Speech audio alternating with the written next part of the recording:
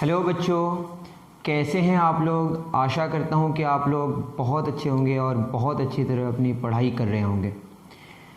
हम लोगों ने शुरू किया था light IIT foundation Pearson series से क्लास 8th का लाइट, जिसमें हम लोगों ने लाइट के बारे में थोड़ा जाना था। उसके बाद जाना था शैडोज़ के बारे में, और शैडोज़ में हमने इक्लिप्स के बारे में जाना था, अम्ब्रा के बारे में जाना था, पेनम्ब्रा के बारे में जाना था। ये सारी चीज़ें ख़त्म होने के बाद आज हम लोग पढ़ने जा रहे हैं रिफ्लेक्शन ऑफ लाइट, और हम लोग प्लेन मिरर का केस पढ़ेंगे। आज किसका केस पढ़ेंगे?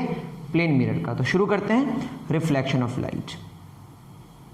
तो चलिए, जैसा कि टॉपिक आप देख रहे हैं रिफ्लेक्शन ऑफ लाइट। होता क्या है रिफ्लेक्शन ऑफ लाइट में कि लाइट हो या कुछ भी हो, किसी सरफेस में अगर पड़ेगा, अब मैं क्या कह रहा हूँ कि जो सरफेस होना चाहिए वो रिफ्लेक्टिंग नेचर का होना चाहिए। कैसा नेचर का होना चाहिए? रिफ्लेक्टिंग नेचर का। रिफ्लेक्टिंग इन द सेंस कि अगर आप किसी चीज़ को, एक बॉल को अगर आप मान लेते हैं कि आपके पास गेंद है, बॉल है, इस बॉल को अगर आप फेंकेंगे तो ये बॉल फेंकेंगे तो फेंकने के बाद ये क्या करेगा? बाउंस करेगा।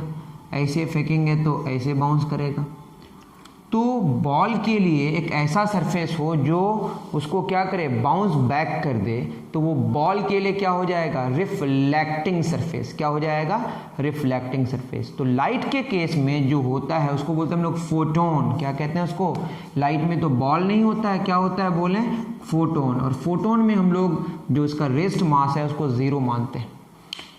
मतलब है ऐसा, आपको इसकी चिंता नहीं करनी, मतलब मास का इसका कोई इफेक्ट नहीं होगा। जैसे आप बॉल को फेंकेंगे तो ग्रेविटी का इफेक्ट होगा। बॉल को फेंकेंगे तो जब ऐसे वापस आएगा तो कुछ इस तरह का इसका शेप, मतलब इसका जो पाथ होगा कुछ ऐसा हो जाएगा, पैराबोलिक नेचर का। जाना चाहिए था सीधे, लेकिन किसकी वजह से? ग्रेविटी की वजह से इसके रेक्टिलिनियर जो इसका जो मोशन है उसमें बदलाव आ जाएगा, और वो कैसा हो जाएगा? पैराबोलिक हो जाएगा। किसकी वजह से? ग्रेविटी की वजह से। बट लाइट के केस में कौन है? फोटोन। और फोटोन में जो ग्रेविटी का इफेक्ट है वो नहीं होगा। अर्थ के केस में ये ब्लैक होल वगैरह की बात अभी हम डिस्कशन नहीं कर रहे हैं। बस इतना जाने कि लाइट के केस में ग्रेविटी का इफेक्ट नहीं होगा। तो लाइट अगर ऐसे आई, आके बाउंस बैक कर गई उसी मीडियम में जिससे आए, लेकिन सरफेस कैसा होना चाहिए? लाइट के रिस्पेक्ट में रिफ्लेक्टिंग होना चाहिए।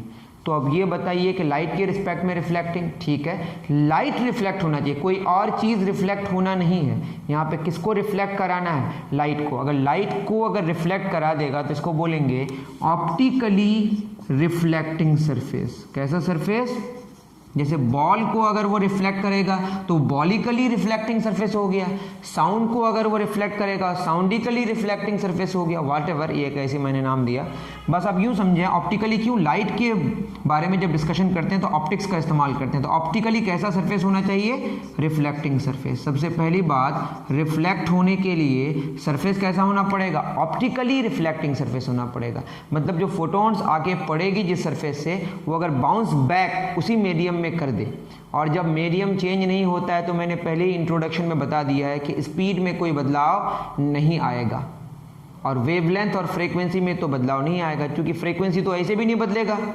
तो जब आप समझ गए कि पहली बात हमें कैसा सरफेस चाहिए? ऑप्टिकली रिफ्लेक्टिंग सरफेस चाहिए। तो आपने लिखा होगा reflection of light. Reflection of light में क्या होगा? लाइट आएगी, लाइट में कौन आती है बताइए? फोटोन आती है, जिससे आप फोटो लेते हैं। तो ठीक है ना, तो फोटोन आती है, और अगर वो ऑप्टिकली रिफ्लेक्टिंग सरफेस होगा और वो बाउंस बैक उसी मीडियम में हो जाए तो उसको बोलेंगे रिफ्लेक्शन ऑफ लाइट। तो हम लोग क्या शुरू कर रहे हैं बताइए? Reflection of light. Reflection of light में पहली बात, जो सरफेस होना चाहिए वो कैसा होना चाहिए? ऑप्टिकली रिफ्लेक्टिंग सरफेस चाहिए हमें। ऑप्टिकली रिफ्लेक्टिंग सरफेस नहीं, कैसा? ऑप्टिकली रिफ्लेक्टिंग होना चाहिए। हो सकता है कि बॉल को वो रिफ्लेक्ट करे बट लाइट को रिफ्लेक्ट न करे। अगर आप बॉल को एक ग्लास में मारिएगा तो क्या होगा? ग्लास अगर न टूटे तो वो बॉल को क्या करेगा? बाउंस बैक कर देगा, लेकिन लाइट को नहीं करेगा। तो बॉल के रिस्पेक्ट में वो रिफ्लेक्टिंग हो गया, लेकिन लाइट के केस में लाइट को अंदर जाने देगा। लाइट के लिए वो क्या नहीं हुआ? रिफ्लेक्टिंग सरफेस नहीं हुआ। तो याद रहे कि रिफ्लेक्टिंग सरफेस भी एक रिलेटिव बात है, वो किसके लिए बात हो रही है, दैट इज इंपॉर्टेंट। तो ग्लास रिफ्लेक्टिंग सरफेस है लाइट के लिए, लेकिन बॉल के लिए नहीं है। बॉल में हम अगर बात करें वो उसमें ग्रेविटी का इफेक्ट होगा, बट लाइट में जो फोटोन्स हैं उसमें ग्रेविटी का कोई इफेक्ट नहीं होगा। ऑप्टिकली रिफ्लेक्टिंग सरफेस होगा, बिल्कुल सिंपल सी बात है।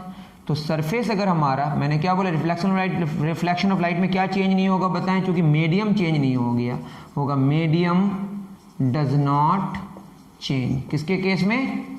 बाउंस बैक करता है ना उसी में, वो तो आप डेफिनेशन IIT फाउंडेशन जो पियर्सन है उस बुक में आप देख सकते हैं, इसमें लिखा हुआ है when we enter a dark whatever, यहाँ लिखा हुआ है बहुत सारी बातें।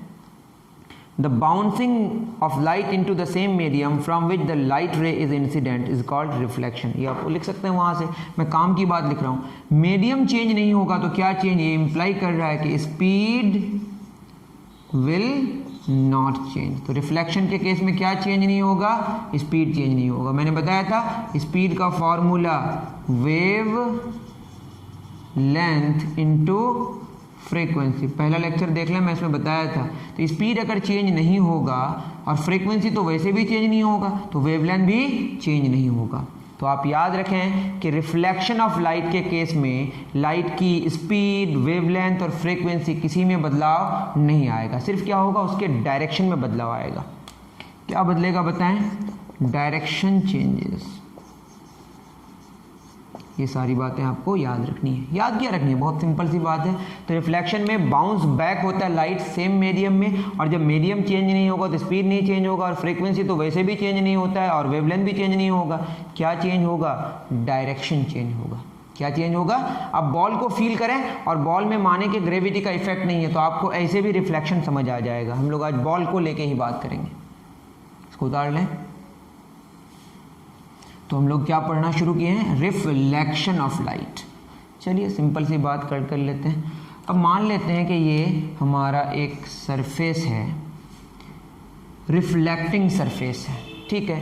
मैं अगर इसमें क्या करूँगा, एक बॉल है, इसको बॉल को छोड़ूंगा और ये नॉर्मली आके गिरेगा, तो आप खुद सोचें कि नॉर्मली जब गिरेगा आके तो नॉर्मली क्या हो जाएगा, वापस हो जाएगा।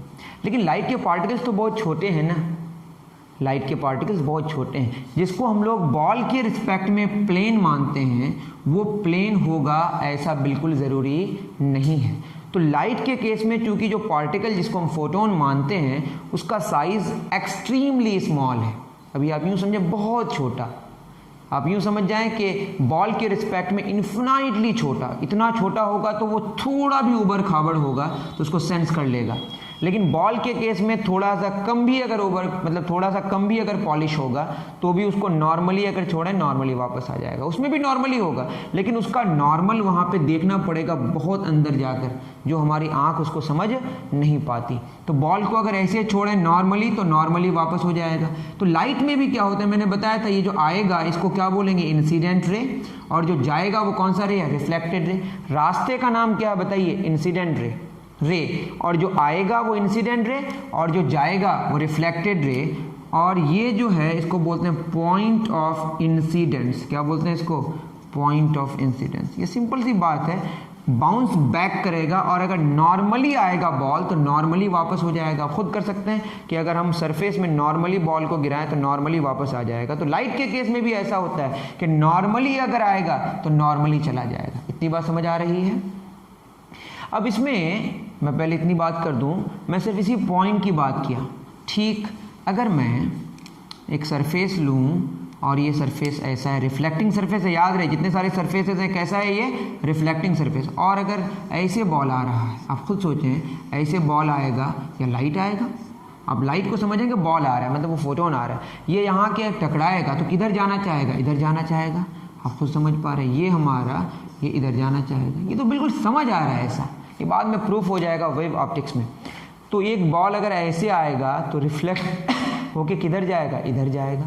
तो ये जो आया इसको क्या बोलते हैं, इंसिडेंट रे। सब बहुत बच्चे वाली बात है, जहाँ पे आके टकराया इसको बोलते हैं पॉइंट ऑफ इंसिडेंस, और ये जो गया वापस इसको क्या बोलेंगे, रिफ्लेक्टेड रे। दोनों सेम मीडियम में। और हम यहाँ पे क्या ड्रॉ करेंगे बताएं, नॉर्मल, इसको बोलते हैं नॉर्मल रे या बस नॉर्मल। मैं नॉर्मल रे ही लिखता हूँ, ठीक है, नॉर्मल ही लिखता हूँ। ये जो नॉर्मल के साथ एंगल बनाएगा, this is called angle of incidence. मैं सब लिखाऊंगा नहीं, आप वहां से देख लीजिएगा। The angle between normal and incident ray is called angle of incidence, ठीक है। और the angle between reflected ray and normal is called angle of reflection. और मज़े की बात यह है, जब इसको मेज़र करके आप देखेंगे और समझ भी आ रहा है, जो एंगल ऑफ इंसिडेंस बराबर होगा angle of reflection. This is first law of reflection.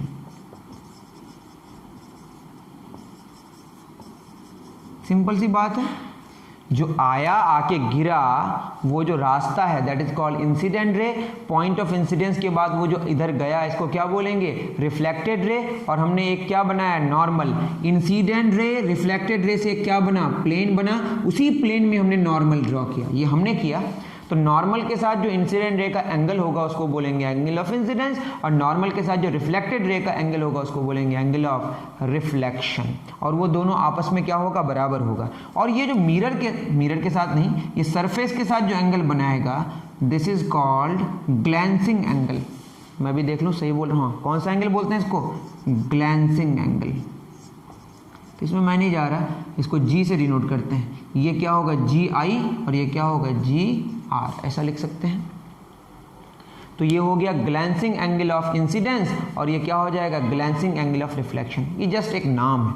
मैं फिर क्या कहा, आप बताएं, ये कौन सा रे है, जो आया वो इंसिडेंट रे, गया तो रिफ्लेक्टेड रे। एक नॉर्मल उसी प्लेन में हमने बनाया, जो इंसिडेंट रे और रिफ्लेक्टेड रे से मिलकर जो एक प्लेन बना, उसी में हमने नॉर्मल बनाया। नॉर्मल और इंसिडेंट रे के बीच जो एंगल है उसको बोलेंगे एंगल ऑफ इंसिडेंस। नॉर्मल और रिफ्लेक्टेड रे के बीच जो एंगल है उसको बोलेंगे एंगल ऑफ रिफ्लेक्शन। मेजरमेंट करके ये क्या मिला, सेम मिला, इसको बोलते हैं फर्स्ट लॉ ऑफ रिफ्लेक्शन। और दूसरा लॉ क्या कहता है, सेकंड लॉ ऑफ रिफ्लेक्शन। एक ही साथ करा देते हैं। ये कहता है जो इंसिडेंट रे है, इंसिडेंट रे, दूसरा कौन है, रिफ्लेक्टेड रे, एंड ये जो नॉर्मल होगा एक पॉइंट में, and normal at a point of incidence. मैं फिर बोल रहा हूं, incident ray, reflected ray and normal at a point of incidence, all are in the same plane, all are in the same plane. तो हमने दो बातें एक साथ कर दिया। ये एक्चुअली हम लोग क्या पढ़ लिए, लॉज ऑफ रिफ्लेक्शन। और लॉज ऑफ रिफ्लेक्शन हर जगह वैलिड है उस पॉइंट के लिए, ठीक है। मैं इसमें और कुछ बताऊंगा जिसमें आप समझेंगे किसको रेगुलर रिफ्लेक्शन कहते हैं और किसको डिफ्यूज्ड रिफ्लेक्शन कहते हैं। मैं फिर कह दिया। और जब ऐसे आएगा, आप खुद बोलें, जब लाइट ऐसे आएगी, नॉर्मली आएगी, कहाँ से आ रही है अभी इसके बारे में चिंता नहीं करनी, बट लाइट आ रही है, उस रास्ते को क्या बोलते हैं हम लोग, इंसिडेंट रे। वापस जाएगी तो उसको क्या बोलेंगे, रिफ्लेक्टेड रे। अब बताइए ये कौन सा रे है, इंसिडेंट रे, और यही हमारा क्या है, नॉर्मल। जो इंसिडेंट रे है वही नॉर्मल है, तो एंगल ऑफ इंसिडेंस कितना हुआ, 0 डिग्री। अब बताइए वापस जाएगा वो रिफ्लेक्टेड रे, और वही हमारा नॉर्मल है, तो रिफ्लेक्टेड एंगल भी कितना, 0 डिग्री। सिंपल सी बात है, इंसिडेंट रे और नॉर्मल उसी डायरेक्शन में, रिफ्लेक्टेड रे और नॉर्मल उसी डायरेक्शन में, तो एंगल दोनों क्या हो गया, 0 डिग्री। और दोनों बराबर होता है, हमने पहले ही बता दिया था। तो नॉर्मल वाले केस में याद रखना, नॉर्मली आएगा तो नॉर्मली वापस चला जाएगा, नॉर्मली आएगा तो नॉर्मली वापस चला जाएगा। तो इसको हम क्या बोलेंगे, ये हमारा लॉज ऑफ रिफ्लेक्शन हो गया। अब इसको समझ जाएं कि laws of reflection is always valid. ये ना समझें कि डिफ्यूज्ड रिफ्लेक्शन के लिए, डिफ्यूज्ड रिफ्लेक्शन के लिए लॉज ऑफ रिफ्लेक्शन वैलिड नहीं है।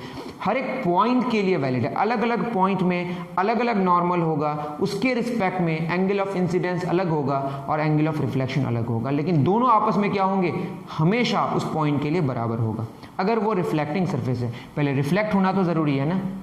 लाइट जब किसी सरफेस में आके गिरती है, वो रिफ्लेक्ट भी हो सकती है और रिफ्रैक्ट भी हो सकती है, या एब्जॉर्ब हो सकती है। क्या क्या हो सकती है, या तो रिफ्लेक्ट हो जाएगी मतलब वापस आ जाएगी, या उस मीडियम के अंदर चलने लगेगी, रिफ्रैक्ट हो जाएगी, या वो मीडियम उसको क्या कर जाएगा, खा जाएगा, ऐसा समझ सकते हैं, एब्जॉर्ब कर लेगा। तो तीन बातें हो सकती हैं, रिफ्लेक्ट हो सकती है जो अभी पढ़ रहे हैं, या अंदर चली जाएगी, चलने लगेगी, रिफ्रैक्शन होगा, या एब्जॉर्प्शन होगा। हम लोग 100% क्या पढ़ रहे हैं अभी, रिफ्लेक्शन वाला केस। इसको उतारें, लॉज ऑफ रिफ्लेक्शन क्या कहता है, एंगल ऑफ इंसिडेंस बराबर एंगल ऑफ रिफ्लेक्शन। और ये सारी बातें आपको समझ आ रही होंगी, ठीक है। इसको उतारें, फिर आगे बढ़ते हैं।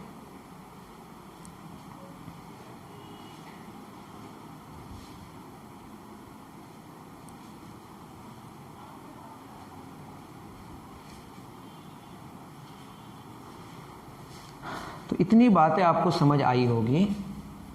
अब क्या है कि अगर आप दो बातें करें, एक क्या है हमारा रेगुलर रिफ्लेक्शन, और अगर मैं एक सरफेस बनाया, मैंने क्या बोला बॉल के केस में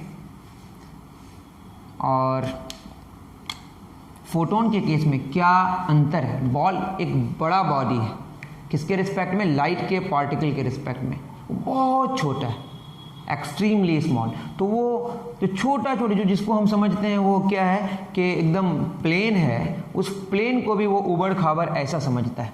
आप यूँ समझाइए, मान लेते हैं कि ऑप्टिक्स के हिसाब से प्लेन है, यहाँ से यहाँ तक ये प्लेन है बिल्कुल, तो इसको बोलते हैं ऑप्टिकली प्लेन सरफेस। क्या बोलेंगे इसको, ऑप्टिकली स्मूथ सरफेस। ठीक है, हो सकता है ये बॉल के रिस्पेक्ट में बिल्कुल स्मूथ उसको समझ आए, बट ऑप्टिकली क्या है ये, ऑप्टिकली डिफ्यूज्ड सरफेस। और डिफ्यूज्ड का मतलब ये नहीं, स्मूथ का मतलब यहाँ रेगुलर,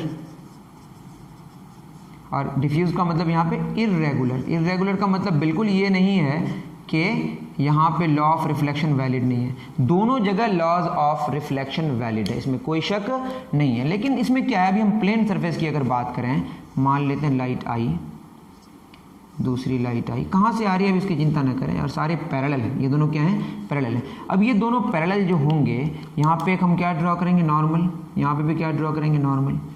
ये दोनों नॉर्मल्स आपस में क्या है, पैरेलल है, मतलब ये जो 90 डिग्री वाला है, ये जो 90, ये दोनों आपस में क्या पैरेलल है। ये एंगल मान लेते हैं x बना रहा है, तो ये भी कितना बनाएगा बताइए, x बनाएगा। फिर ये जो आया, ये एंगल क्या बना रहा है, x, तो ये भी क्या बनाएगा बताइए, x। मतलब ये जो इंसिडेंट रेज, आप खुद समझें कि जो इंसिडेंट रेज आपस में क्या हैं, पैरेलल हैं। मैं अभी प्लेन सरफेस की बात कर रहा हूँ जिसके नॉर्मल्स आपस में पैरेलल हैं। बाद में ये भी पढ़ेंगे कि नॉर्मल्स आपस में एक जगह आके मीट कर जाएगा, वो स्फेरिकल सरफेस के केस में होगा।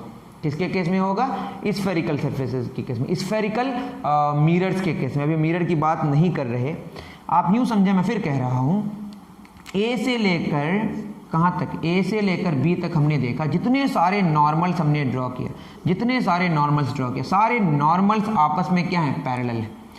तो इस केस में क्या हुआ कि जो इंसिडेंट रेज थे वो क्या थे, पैरेलल, तो रिफ्लेक्टेड रेज भी क्या हो गए, पैरेलल। तो आपको ये समझ आया कि if incident rays are parallel, और उसके बाद रिफ्लेक्ट होने के बाद जो रिफ्लेक्टेड रेज हैं वो भी अगर आपस में क्या हो जाएं, पैरेलल हो जाएं, तब जो रिफ्लेक्शन होगा इसको बोलते हैं हम लोग रेगुलर रिफ्लेक्शन। क्या बोलते हैं इसको, रेगुलर रिफ्लेक्शन। और रेगुलर रिफ्लेक्शन में क्या होगा बताइए कि इंसिडेंट रेज अगर पैरेलल है तो रिफ्लेक्टेड रेज भी पैरेलल होगा। ये एक्चुअली इसमें नॉर्मल्स आर पैरेलल है। देखिए नॉर्मल्स क्या हैं, नॉर्मल्स आर पैरेलल। लेकिन इस केस में अगर हम देखें, दो इंसिडेंट रेज ले रहे हैं, एक यहाँ पे और एक कहाँ लें बोलिए, एक यहाँ पे। आप खुद समझें, इस केस में इसका जो नॉर्मल है, आप देखें यहाँ पे जो इसका नॉर्मल है, यहाँ पे इसका कहीं यहाँ पे नॉर्मल है। इस केस में यहाँ पे जो नॉर्मल है, ये नॉर्मल कुछ ऐसे, ये नॉर्मल है और दूसरा नॉर्मल ये है। देखिए दोनों पैरेलल नहीं है, दोनों पैरेलल, यहाँ पे सारे नॉर्मल्स क्या हैं, पैरेलल। और इस केस में जो नॉर्मल्स हैं दोज आर नॉट पैरेलल। अब बताइए यहाँ जो एंगल बनेगा, इसके हिसाब से इधर एंगल बनेगा, ये इधर जाएगा। ये एंगल थोड़ा छोटा बन रहा है तो कुछ ऐसा होगा। अब खुद सोचें, मैंने क्या बोला कि इंसिडेंट रेज क्या हैं, पैरेलल, बट यहाँ से यहाँ तक अगर देखें रिफ्लेक्टेड रेज पैरेलल नहीं है। क्यों पैरेलल नहीं है, क्योंकि नॉर्मल्स ही पैरेलल नहीं है। तो पहला कंडीशन क्या होना चाहिए कि जहां से जहां तक सरफेस का नॉर्मल क्या होगा, पैरेलल होगा, वहां से वहां तक वो क्या होगा, रेगुलर रिफ्लेक्शन होगा।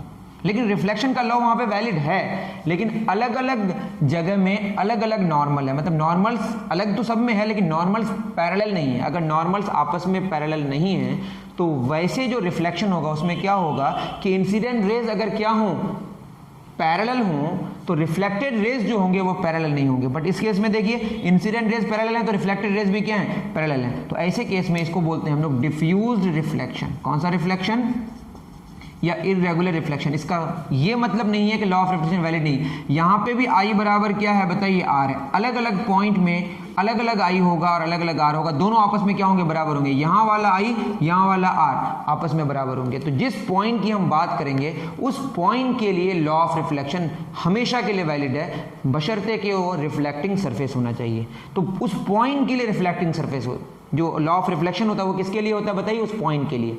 रेगुलर रिफ्लेक्शन में क्या होगा कि इंसिडेंट रेज अगर पैरेलल होंगे तो रिफ्लेक्टेड रेज भी पैरेलल होंगे। डिफ्यूज रिफ्लेक्शन में इंसिडेंट रेज पैरेलल होंगे लेकिन रिफ्लेक्टेड रेज आपस में पैरेलल नहीं होंगे। इसका रीजन है कि इसमें normals are not parallel, normals are not parallel to each other. ठीक है, तो इतनी बात समझ आ रही है कि रेगुलर रिफ्लेक्शन में नॉर्मल्स पैरेलल होते हैं, इसमें इंसिडेंट रेज अगर पैरेलल हो तो रिफ्लेक्टेड रेज भी पैरेलल होंगे। डिफ्यूज रिफ्लेक्शन में इंसिडेंट रेज पैरेलल हैं बट रिफ्लेक्टेड रेज पैरेलल नहीं है, इसमें नॉर्मल्स पैरेलल नहीं है, इसीलिए ऐसा होता है। लेकिन लॉ ऑफ रिफ्लेक्शन हर एक पॉइंट के लिए वैलिड है। जिस पॉइंट की हम बात करें, मान लेते कैसा भी मिले, यहाँ पे हम अगर बात करें, इसकी बात करें, यहाँ पे नॉर्मल ऐसा है, मानते हैं कि ये रे आया मतलब लाइट आई तो इंसिडेंट रे, ये जो एंगल आई होगा ये इधर जाएगा, एंगल आई और एंगल आर आपस में क्या होगा, बराबर होगा। तो law of reflection is valid at every point, at every reflecting point. बात समझ आ रही है, on the surface laws of reflection is valid at every point on reflecting surface. बात समझ आ रही है, अलग अलग पॉइंट में अलग अलग आई होगा और अलग अलग आर होगा, बट आई और आर उस पॉइंट के लिए क्या होगा, सेम होगा, वो हमेशा के लिए वैलिड है। तो इतना नोट डाउन करें, आप शायद समझ पा रहे होंगे मेरी बात, मैं क्या कहना चाह रहा हूं। चलिए, अब इसमें क्या है कि प्लेन मिरर अगर ए से बी तक पूरा का पूरा ये क्या है, हमारा ऑप्टिकली स्मूथ सरफेस है, पॉलिश्ड सरफेस है जिसको हम बोलते हैं, इसको हम बोलेंगे प्लेन मिरर। क्या बोलेंगे इसको, प्लेन मिरर। तो हम लोग नेक्स्ट पढ़ेंगे reflection by plane mirrors. Topic लिखें, रिफ्लेक्शन बाय प्लेन मिरर्स।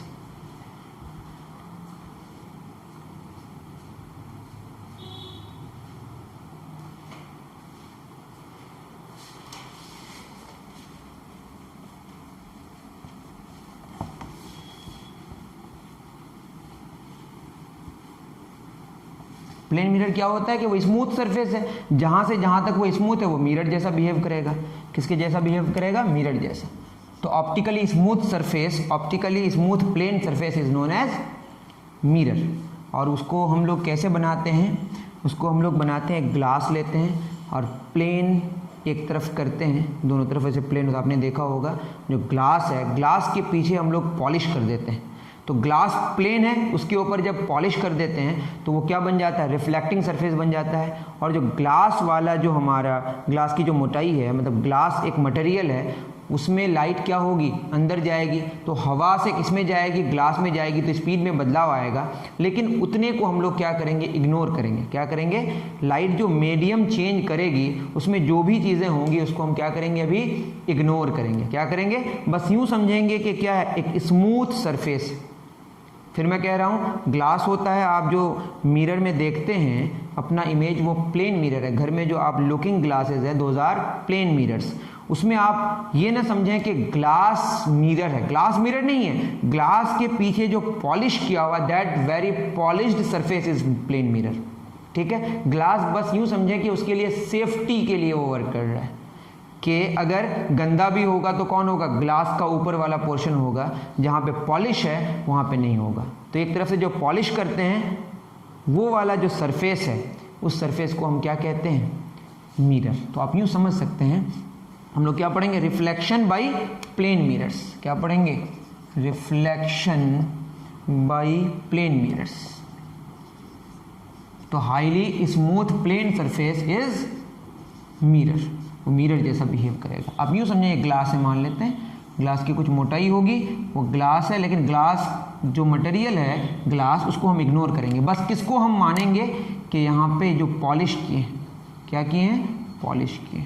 तो बाहर से पॉलिश करते हैं, अंदर से हमारा क्या होगा, रिफ्लेक्टिंग सरफेस। तो इस पार हमारा कौन सा सरफेस है, रिफ्लेक्टिंग सरफेस। उस पार भी है बट वो डिफ्यूज्ड है। इस पार जो हम लोग रेगुलर वाली बात कर रहे हैं, अभी जो रिफ्लेक्टिंग सरफेस की बात कर रहे हैं वो कौन सा वाला, रेगुलर वाला। मतलब यहाँ से यहाँ तक जो सारे नॉर्मल्स हैं वो आपस में क्या है, पैरेलल है। क्या है, पैरेलल। हमने क्या सीखा कि एंगल ऑफ इंसिडेंस और एंगल ऑफ रिफ्लेक्शन हमेशा बराबर होगा, और नॉर्मली जाएगा तो नॉर्मली वापस हो जाएगा। वो बॉल के केस में भी है और वो लाइट के केस में भी है। ठीक है, सबसे पहले हम लोग क्या लेंगे, एक पॉइंट सोर्स लेंगे, ये पॉइंट सोर्स ऑफ लाइट या पॉइंट ऑब्जेक्ट बोल सकते हैं। और याद रखें आप, जो मिरर है, ये मिरर का जो रिफ्लेक्टिंग सरफेस है, इसके आगे जो भी चीज़ होगी, चीज़ तो नहीं बोलेंगे यहाँ, रेज की बात होगी, किसकी बात होगी, रेज की बात होगी, जो भी होगी आगे, इस पार्ट को हम बोलते हैं रियल पार्ट। कौन सा पार्ट, रियल पार्ट। याद रखेंगे, in front of the mirror is real part and behind the mirror virtual part. तो मिरर ने दो भागों में बांट दिया। अब ये रियल पार्ट, यहाँ पे भी रियल पार्ट, इसको हम एक्सटेंड करके भी देख सकते हैं, ये भी रियल पार्ट, ये भी रियल पार्ट, इसको एक्सटेंड करके देखेंगे तो ये क्या होगा, ये होगा हमारा वर्चुअल पार्ट, और ये क्या होगा बताइए, रियल पार्ट। उसी तरह ये क्या होगा हमारा रियल पार्ट, ये क्या होगा वर्चुअल पार्ट। तो मिरर से नीचे भी जा सकता है, उसको एक्सटेंड करके हमको देखना पड़ेगा। तो मिरर को एक्सटेंड करके प्रोड्यूस करके ये जो पूरा एक लाइन ड्रॉ कर रहे हैं, उसका पीछे वर्चुअल पार्ट होगा, उसका आगे रियल पार्ट होगा। पहले इतनी बात आप ध्यान में रखें। अब जो ये पॉइंट ऑब्जेक्ट है, इससे लाइट कैसे कैसे निकल सकती है, एक तो खुद वो क्या कर सकती है, रेडिएट कर सकती है। जैसे जुगनू है, लाइट खुद क्या करेगी, इमिट करेगी। टॉर्च है, लाइट खुद इमिट करेगी। कैंडल को अगर हम जलाएंगे तो वो खुद लाइट इमिट करेगी। या हो सकता है कि वो दूसरे का लाइट लेके वो फिर रिफ्लेक्ट करके फिर कहाँ पे पड़ेगी, मिरर में। जैसे भी हो, यहाँ से लाइट निकल रही है, तो लाइट की जो रेज होंगी कितनी होंगी, इनफिनाइट होंगी। कितनी होंगी, इनफिनाइट। लेकिन हम लोग जो काम करेंगे वो दो से काम करेंगे, जो कम से कम जिसकी ज़रूरत है। मान लो लाइट गई, ठीक है, लाइट गई। लाइट कैसे गई बताइए, नॉर्मली गई। कैसे गई, जब नॉर्मली जाएगी तो आपको अभी बताया नॉर्मली वापस हो जाएगी। बॉल हो या लाइट हो, नॉर्मली जाएगी तो नॉर्मली वापस हो जाएगी। बहुत सही, बहुत सही। जब नॉर्मली गई तो नॉर्मली वापस हो गई। बहुत अच्छी बात है। अब मैं क्या कर रहा, अब मैं कर रहा कि यहाँ से लाइट ऐसे भी गई।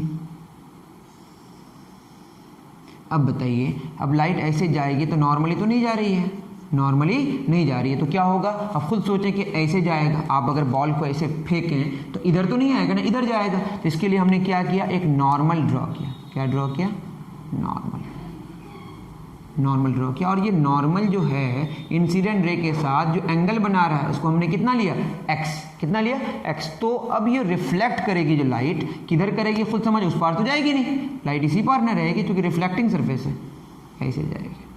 ये कौन सा रे हो गया, बोलिए, रिफ्लेक्टेड रे। कौन सा रे, रिफ्लेक्टेड रे। अब रिफ्लेक्टेड रे और नॉर्मल के बीच जो एंगल होगा, this is angle of reflection. और ये दोनों बराबर है, इसको मैंने एक्स माना है तो वो भी एक्स होगा, उसमें कोई प्रॉब्लम नहीं है। एंगल ऑफ इंसिडेंस और एंगल ऑफ रिफ्लेक्शन आपस में क्या होगा, बराबर। तो इसको मैंने एक्स माना, नॉर्मल के साथ जो इंसिडेंट रे एंगल बनाया, नॉर्मल के साथ जो रिफ्लेक्टेड रे एंगल बनाया, दोनों सेम होगा, तो इसको एक्स माना तो ये भी एक्स होगा। अब मैं ये कहना चाह रहा हूँ कि जो ऑब्जेक्ट है हमारा, ये ऑब्जेक्ट कैसे तैयार हुआ, इससे कितने सारे रेज निकलेंगे, ये सब इंसिडेंट रेज हैं। ये कौन सा रे है बताइए, इंसिडेंट रे। ये भी कौन सा रे है, इंसिडेंट रे। ये जो जा रहा है ये कौन सा रे बताइए, इंसिडेंट रे। और ये भी कौन सा रे है, इंसिडेंट रे। इंसिडेंट रे को अगर आप देखें, वो कहाँ मीट कर रहा है, हमको ठीक है पता है कि यहाँ पॉइंट ऑब्जेक्ट है, लेकिन इसकी मुलाकात किधर हो रही है, एक्चुअल में जो मीटिंग पॉइंट है उसकी, वो कहाँ, इंसिडेंट रेज का जो मीटिंग पॉइंट है उससे ऑब्जेक्ट बनेगा। इस बात को आप दिमाग में लिखें। क्या, इंसिडेंट रेज का जो मीटिंग पॉइंट है वो क्या है, that is object. The meeting point of incident raise is point object. और बहुत सारे पॉइंट ऑब्जेक्ट्स होंगे तो वो एक्सटेंडेड ऑब्जेक्ट होगा। अभी हम किसकी बात कर रहे हैं, पॉइंट ऑब्जेक्ट की। फिर मैं कह रहा हूँ इससे कितने सारे रेज निकलेंगी, कितने सारी रेज होंगी, इन्फिनाइट। हमने कितना लिया, दो की ज़रूरत है, उससे बस हमको समझना है कि कहाँ पे बनेगा। और मैंने क्या बोला कि इंसिडेंट रेज का जो मीटिंग पॉइंट है वो क्या होगा बताइए, दैट इज ऑब्जेक्ट। और कहाँ पे मीट कर रहा है, ये in front of the mirror. ठीक है, एक फिजिकल ऑब्जेक्ट भी यहाँ पे है, बट फिजिकल ऑब्जेक्ट का होना ये बिल्कुल ज़रूरी नहीं है। बट आपको याद रखना है कि इंसिडेंट रेज का जो मीटिंग पॉइंट है that is on the real part. तो ये ऑब्जेक्ट कैसा है बताएं, रियल ऑब्जेक्ट है। कैसा ऑब्जेक्ट है, रियल ऑब्जेक्ट। ठीक, और अब ये कौन सा रे है, यही हमारा कौन सा रे है बताइए, रिफ्लेक्टेड रे। और ये कौन सा रे है, रिफ्लेक्टेड रे। तो दो रिफ्लेक्टेड रेज हैं, अगर आप in front of the mirror की बात करें तो यहाँ पे क्या हो रहा है, डाइवर्ज हो रहा है। क्या हो रहा है, डाइवर्ज हो रहा है। ये इधर डाइवर्ज हो रहा है और ये इधर डाइवर्ज हो रहा है। ये अगर इधर डाइवर्ज होगा तो कहीं पे भी ये मीट नहीं करेगा, कहीं मीट नहीं करेगा। तो देखते हैं ये कहाँ मीट करेगा। ये मीट करेगा, इसको मैं इसको आगे प्रोड्यूस करता हूँ, इसको भी आगे मैं क्या कर रहा हूँ, प्रोड्यूस कर रहा हूँ। अब बताइए जिस पार्ट में ये मीट किया, इसके लिए हम डॉट डॉट इसीलिए इस्तेमाल करते हैं क्योंकि लाइट इस पार आती नहीं है। लाइट इस बार हमको ऐसा सेंस होता है कि यहाँ से कुछ आ रहा है एक लाइट। हमको लाइट कैसे नज़र आती है, सीधी। ये जो पार्ट है ना, ये यहाँ से लेकर यहाँ तक ये जो पार्ट है, ठीक है।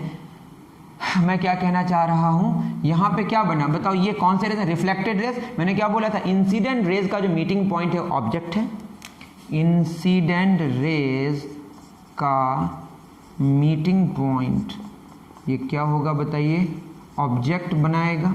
और रिफ्लेक्टेड रेज का मीटिंग पॉइंट ये क्या बनाएगा, इमेज बनाएगा। ये one of the most important point है आपको नोट करने के लिए। अब बताइए ये रिफ्लेक्टेड रेज का जो मीटिंग पॉइंट है वो क्या है, वर्चुअल पार्ट में है या रियल पार्ट में, वर्चुअल पार्ट में। तो ये ऑब्जेक्ट का क्या बना बताइए, इमेज। क्या बना, इमेज।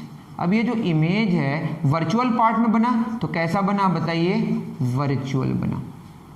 तो आपने क्या देखा, प्लेन मिरर के केस में मैंने पॉइंट ऑब्जेक्ट अभी लिया है और रियल ऑब्जेक्ट का वर्चुअल इमेज बना। हमेशा वर्चुअल इमेज नहीं बना, याद रखिएगा, रियल ऑब्जेक्ट का वर्चुअल इमेज बना। प्लेन मिरर के केस में रियल ऑब्जेक्ट का वर्चुअल इमेज बनता है। इसको आप नोट डाउन करें, प्लेन मिरर के केस में रियल ऑब्जेक्ट का वर्चुअल इमेज बनता है। एक और बात दिमाग में रखना है कि इमेज का बनना हो रहा है, इमेज का दिखना अलग चीज़ है। ठीक है, पहले आप इतना नोट डाउन करें, आप कंफ्यूज कर जाएंगे। ठीक, अब मैं थोड़ा सा इसमें ज्योमेट्री की बात करूं। ये अगर हमारा ये अगर x है तो ये भी क्या होगा, x होगा। ये x है तो ये भी क्या होगा, x। क्यों, यहाँ मैं सवाल लिख दे रहा हूँ, अल्टरनेट इंटीरियर एंगल्स। कौन सा एंगल्स, अल्टरनेट इंटीरियर एंगल्स। ये x है, अगर हम इसको देखें ऐसे, ऐसा है, तो ये अगर हमारा x है तो ये भी क्या होगा, x होगा। इसको बोलते हैं कॉरेस्पॉन्डिंग एंगल्स। तो ये x है, इसको अगर हम इसे कराएं तो देखेंगे ना, तो ये क्या होगा हमारा, ये भी x होगा। ठीक, क्यों, इसको बोलते हैं कॉरेस्पॉन्डिंग एंगल्स। क्या बोलते हैं, कॉरेस्पॉन्डिंग एंगल्स। तो आप देखेंगे, क्या देखेंगे बताइए, मान लेते हैं ये ऑब्जेक्ट के लिए O इस्तेमाल किया, इमेज के लिए I इस्तेमाल किया, और इस पॉइंट को मैंने A लिखा, इसको क्या लिखा, B। आप देखें अगर कौन कौन सा triangle, triangle OBA and triangle IBA, कौन कौन सा ट्रायंगल बोलें, triangle OBA and triangle IBA। इसमें देखेंगे ये वाला एंगल और ये वाला एंगल सेम, ये 90 डिग्री और ये भी क्या हमारा 90 डिग्री, ये दोनों सेम। और ये क्या है हमारा, ये तो कॉमन है, ये तो क्या है, कॉमन है। तो बताइए एंगल एंगल सेम, ये दोनों एंगल सेम और साइड सेम। तो angle angle side, angle angle side, क्या हो गया बोलिए। तो ट्रायंगल OBA कॉन्ग्रुएंट हो गया ट्रायंगल किसका, IBA का। किससे, AAS कॉन्ग्रुएंसी से। जब ऐसा होगा तो आप जानते हैं ये इम्प्लाई कर रहा है कि जो OB होगा वो IB के बराबर होगा, जो OB होगा वो किसके बराबर होगा, IB का। इसका क्या मतलब है कि प्लेन मिरर से, किससे, मिरर से ऑब्जेक्ट का जो नॉर्मल डिस्टेंस है, इमेज से जो मिरर का नॉर्मल डिस्टेंस है, जब भी डिस्टेंस की बात करेंगे तो नॉर्मल डिस्टेंस ही लेंगे, that is the shortest distance. जैसे आप यहाँ से लेंगे तो ये वाला डिस्टेंस, ये वाला डिस्टेंस, ये 90 डिग्री वाला, ये वाला नहीं लेंगे, ये बड़ा हो जाएगा। जो सबसे छोटा डिस्टेंस है that is the normal distance. The shortest distance between object and mirror makes an angle 90 degree, कहाँ पे, मिरर में। ठीक है, मेरी बात समझ आ रही है। तो मैंने क्या बोला कि ऑब्जेक्ट से मिरर का जो डिस्टेंस होगा, इमेज से जो मिरर का डिस्टेंस होगा, वो आपस में बराबर होगा। कौन सा डिस्टेंस, नॉर्मल डिस्टेंस की ही बात करते हैं। तो ऑब्जेक्ट डिस्टेंस बराबर क्या हो गया बोलिए, इमेज डिस्टेंस। किसके केस में, फिर मैं कह रहा हूं, किसका, रियल ऑब्जेक्ट का वर्चुअल इमेज बना।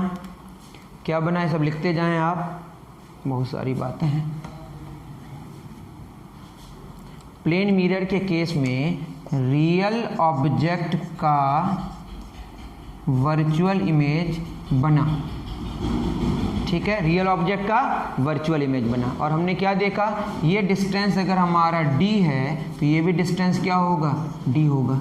तो हम लोग इमेज बनाने के लिए क्या करेंगे, बस एक नॉर्मल डिस्टेंस लेंगे, जितना डिस्टेंस ऑब्जेक्ट का मिरर से होगा उतना ही डिस्टेंस इमेज का भी किससे होगा, मिरर से होगा। बहुत इजी है, ये डी डिस्टेंस अगर ये 2 मीटर है तो 2 मीटर दूर उस पार बन जाएगा इमेज, इसमें बड़ी बात है नहीं। तो रियल ऑब्जेक्ट का कैसा इमेज बना, वर्चुअल इमेज बना। और कैसा बना, जो ऑब्जेक्ट डिस्टेंस बराबर होगा वो क्या होगा, इमेज डिस्टेंस होगा। और बहुत सारी बातें करनी है जो हम लोग आगे करने वाले हैं, इसको नोट डाउन करें। और क्या याद रखना है कि इंसिडेंट रेज का मीटिंग पॉइंट से ऑब्जेक्ट बनता है और रिफ्लेक्टेड रेज के मीटिंग पॉइंट से इमेज बनता है। थोड़ा कॉम्प्लिकेटेड लग सकता है आपको, ऐसा आप नहीं पढ़े होंगे तो मैं दूसरे तरीके से पढ़ा रहा हूँ, ऐसा लग सकता है कॉम्प्लिकेटेड, बट बिल्कुल कॉम्प्लिकेटेड नहीं है। आप आराम से उतारें फिर आगे बढ़ेंगे।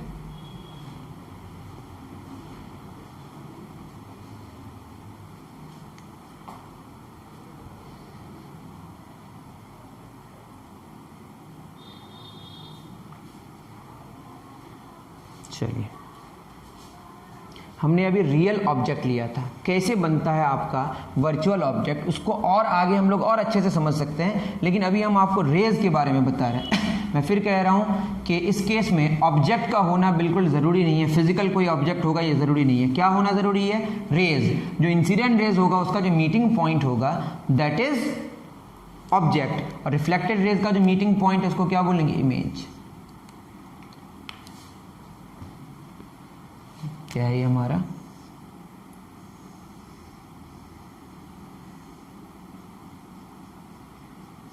मिरर, ठीक। अब मैं मान लेता हूं कि एक ऑब्जेक्ट है। अब कैसा ऑब्जेक्ट है देखते हैं। मानते हैं कि एक रे ऐसे आया और एक रे ऐसे आया,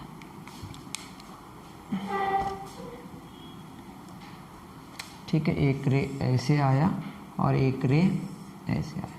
आप खुद देखें कि ये हमारा रियल पार्ट है और ये कौन सा पार्ट है, वर्चुअल पार्ट है। तो इसमें अगर हम देखेंगे गौर करके तो ये जो इंसिडेंट रेज की मुलाकात in front of the mirror तो हो नहीं सकती। मीटिंग पॉइंट इंसिडेंट रेज का in front of the mirror नहीं हो रहा, क्योंकि इधर डाइवर्जिंग है और इधर हमारा क्या होगा, इधर मीट करेगा कहीं। इसको मैं आगे प्रोड्यूस करता हूँ, इसको आगे प्रोड्यूस करता हूँ। देखिए, अब जो इंसिडेंट रेज का मीटिंग पॉइंट है वो in front of the mirror नहीं है, वो बिहाइंड द मिरर है। अब यहाँ पे ऑब्जेक्ट, कैसा ऑब्जेक्ट है बताएं, ये वर्चुअल ऑब्जेक्ट। ये कैसे तैयार हुआ, इंसिडेंट रेज को मीट करा दिए, ऑब्जेक्ट तैयार हो गया। ये ऑप्टिकल ऑब्जेक्ट, कैसा ऑब्जेक्ट है, वर्चुअल, मतलब फिजिकल कोई ऑब्जेक्ट आप जानने की कोशिश न करें। आपको क्या याद रखना है, रेज से ऑब्जेक्ट बनता है। कौन से rays, incident rays. Infinite rays होंगे, मैंने 2 ही लिया। अब ये यहाँ पे जो आया ये हमारा कौन सा रे है, इंसिडेंट रे। ये भी कौन सा रे है, इंसिडेंट रे। अब क्या करेगा, ये रिफ्लेक्ट करेगा, रिफ्लेक्ट तो ऐसे ही कर जाएगा। तो ये कौन सा रे हो गया, रिफ्लेक्टेड रे। बाउंस बैक कर गया और नॉर्मली आया तो नॉर्मली वापस हो गया। अब यहाँ पे हमको क्या ड्रॉ करना पड़ेगा, नॉर्मल। अब रिफ्लेक्टेड रे क्या होगा बताइए, अब रिफ्लेक्टेड रे होगा हमारा, ये जितना एंगल होगा उतना ही एंगल का ये भी होगा।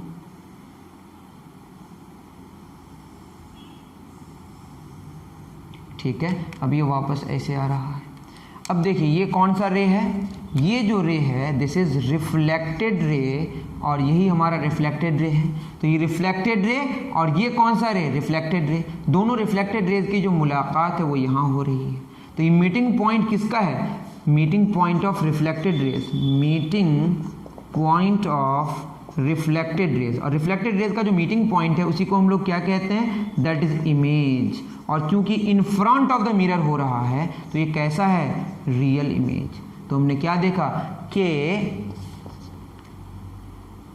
प्लेन मिरर के केस में प्लेन मिरर मेक्स कौन सा इमेज, रियल इमेज ऑफ कैसा object, virtual object. Virtual object कैसे तैयार हुआ, ऑब्जेक्ट तैयार ही कैसे होता है, कौन सा ऑब्जेक्ट है ये, ऑप्टिकल ऑब्जेक्ट। वो इंसिडेंट रेज से तैयार होता है। किससे तैयार होता है, इंसिडेंट रेज से। मेरी बात समझ आ रही है?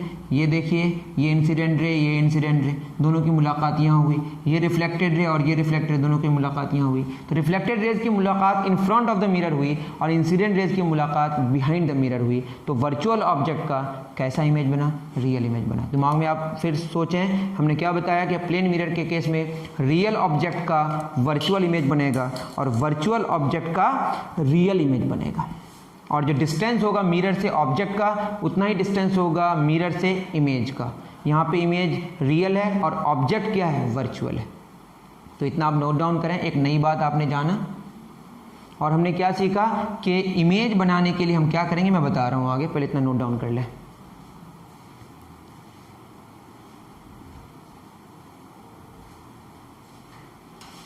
चलिए, मिरर में और भी हम लोगों को एक लेक्चर रिकॉर्ड करने की ज़रूरत पड़ेगी क्योंकि ड्यूरेशन बढ़ रहा है। उसमें हम लोग डिस्कशन करेंगे कि 2 मिरर्स होगा, उसको एंगल में रखेंगे तो इमेजेस कितने बनेंगे, वो सारा हम लोग पढ़ेंगे। थोड़ा सा हम लोग एक्सटेंडेड ऑब्जेक्ट के बारे में डिस्कशन कर लेते हैं। मान लो एक मिरर है और बहुत सारी इंटरेस्टिंग बातें हैं जो अभी डिस्कशन नहीं कर सकते, आप लोग परेशान हो जाइएगा। अभी यूँ समझें कि ऑब्जेक्ट, अभी इमेज बन रहा है, इमेज का दिखने के बारे में डिस्कशन थोड़ा करना पड़ेगा कि इमेज का बनना और इमेज का दिखना दोनों में फ़र्क। मान लेते हैं कि एक ऑब्जेक्ट है ऐसा, ठीक है, इसको बोलते हैं एक्सटेंडेड ऑब्जेक्ट। यहाँ पे मतलब ये ऐसा नहीं है कि ये टॉप के लिए हम लोग ऐसा, चलिए ऐसे ही बना रहा हूँ, ठीक है। ये क्या है बताइए? एक्सटेंडेड ऑब्जेक्ट, ठीक है। कैसा ऑब्जेक्ट है? एक्सटेंडेड ऑब्जेक्ट, ठीक। अब यहाँ से जो लाइट की रेज निकलेंगी तो ये तो एक जो इसका जो टॉप है जिसको मुंडी कहते हैं, इसका जो बॉटम है, ये भी तो पॉइंट ऑब्जेक्ट है ना।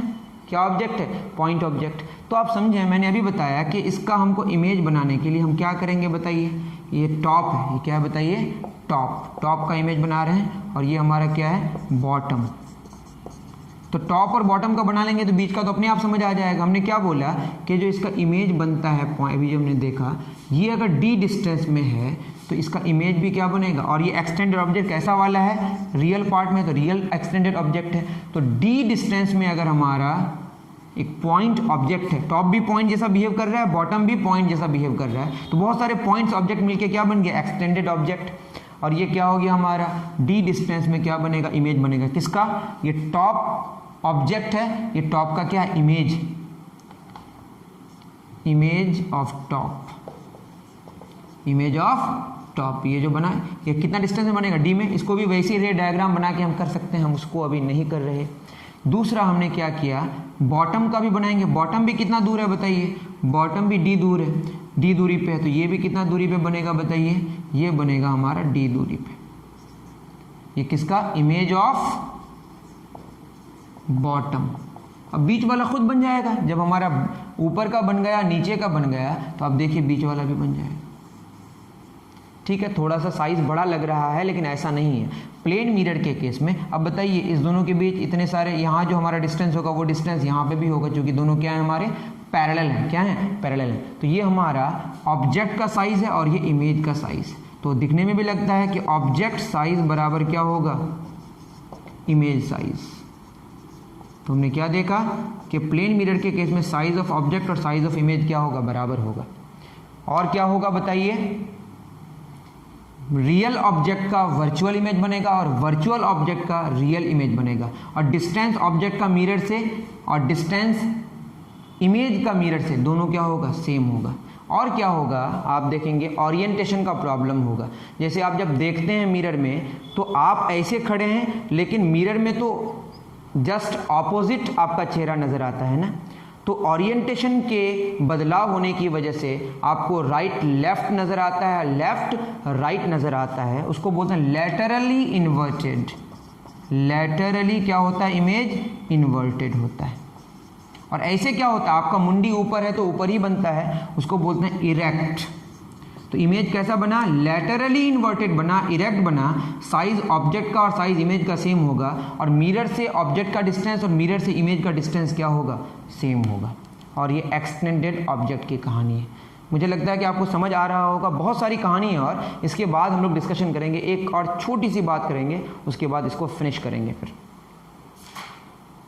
तो क्या बना बताइए, और मैंने क्या बोला, रियल ऑब्जेक्ट का वर्चुअल इमेज बना और वर्चुअल ऑब्जेक्ट का रियल इमेज बना, साइज सेम हुआ और डिस्टेंस भी सेम हुआ, लैटरली इन्वर्टेड हुआ और इरेक्ट हुआ। ठीक है, उतार लें इसको। तो इमेज बनाने के लिए हम क्या करेंगे, ऑब्जेक्ट से मिरर में एक नॉर्मल डिस्टेंस ड्रॉ करेंगे। जितना डिस्टेंस नॉर्मल डिस्टेंस होगा, जितना ऑब्जेक्ट से मिरर का जितना नॉर्मल डिस्टेंस होगा, मतलब जो शॉर्टेस्ट डिस्टेंस होगा, जो एंगल कितना बनाएगा 90 डिग्री, मतलब डिस्टेंस की बात करें, डिस्टेंस का मतलब ही नॉर्मल डिस्टेंस। तो ऑब्जेक्ट से जितना डिस्टेंस मिरर का होगा उतना ही डिस्टेंस इमेज से मिरर का होगा। आपको रे डायग्राम बनाने की कोई ज़रूरत नहीं है, बस आप क्या करें, ऑब्जेक्ट से एक लाइन सेगमेंट ड्रॉ करें जो एंगल कितना बनाए 90 डिग्री, नॉर्मल डिस्टेंस बनाएं और उतना ही डिस्टेंस में क्या बन जाएगा, आपका इमेज बन जाएगा। ठीक है, बहुत सिंपल। अगर ऐसा क्वेश्चन हो, बस लास्ट एक बात, उसके बाद हम लोग कुछ बातें नेक्स्ट लेक्चर में करेंगे, ज़्यादा हो जाएगा वरना। अगर हमारा एक ऑब्जेक्ट है जो ऐसा है, मान लो ये टॉप है, टॉप को मैंने ऐसे दिखाया, तो बताए टॉप मान लेते हैं कि 1 मीटर दूर है। कितना मीटर दूर है, तो टॉप का जो इमेज होगा वो भी कितना दूर होगा, 1 मीटर दूर होगा। और जो बॉटम है वो मानते हैं 2 मीटर दूर है, तो बॉटम भी कितना दूर बनेगा बताइए, 2 मीटर दूर बनेगा। तो आपको ये समझना पड़ेगा, टॉप नज़दीक में बना और बॉटम दूर बना, तो इमेज कुछ ऐसा बनेगा। टॉप नज़दीक में बनेगा और बॉटम दूर बनेगा। तो इन चीज़ों का आपको ख्याल रखना है कि ऐसा नहीं कि ऐसा है तो इमेज भी ऐसा ही बनेगा। ठीक है, टॉप नज़दीक है तो नज़दीक में इमेज बना, बॉटम दूर है बॉटम दूर में बना, बीच वाला तो अपने आप समझ आ जाएगा, ये यहाँ है तो यहाँ बनेगा, ये नज़दीक होते जाएगा तो ये भी नज़दीक होते जाएगा। तो ये एक स्पेशल केस है जो मैंने बताया। नेक्स्ट हम बात करेंगे कि आप जो इमेज का बनना और इमेज का दिखना में फ़र्क है, उसमें 5-10 मिनट हम लगाएंगे और पढ़ेंगे image formed by 2 mirrors. 2 mirror को हम लोग जब एंगल में रखेंगे तो कितने सारे इमेजेस बनते हैं। ये पढ़ने के बाद हम लोग पढ़ेंगे फिर हम लोग पेरिस्कोप के बारे में और कैलिडोस्कोप के बारे में। ठीक है, और प्लेन मिरर का यूज़ आप जानते हैं, लुकिंग ग्लासेस के लिए इस्तेमाल होता है और क्या होता है नेक्स्ट लेक्चर में डिस्कशन करेंगे। तो आप थोड़ा पियर्सन भी देखें और पियर्सन के क्वेश्चंस को भी सॉल्व करने की कोशिश करें, बने तो अच्छी बात, वरना मैं फिर हूँ आगे के लिए। अभी के लिए इतना ही, दीजिए इजाज़त। थैंक यू वेरी मच मेरे प्यारे बच्चों।